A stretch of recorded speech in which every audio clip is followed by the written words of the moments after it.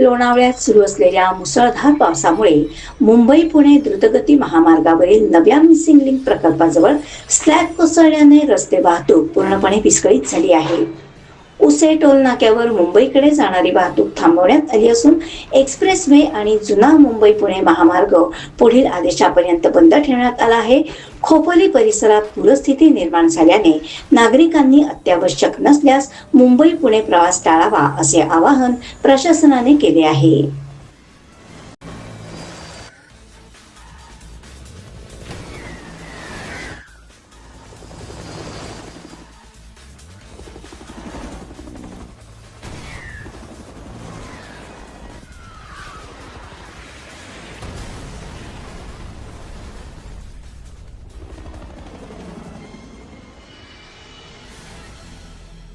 Maharashtra express news साठी पारस मुथा यांचा report.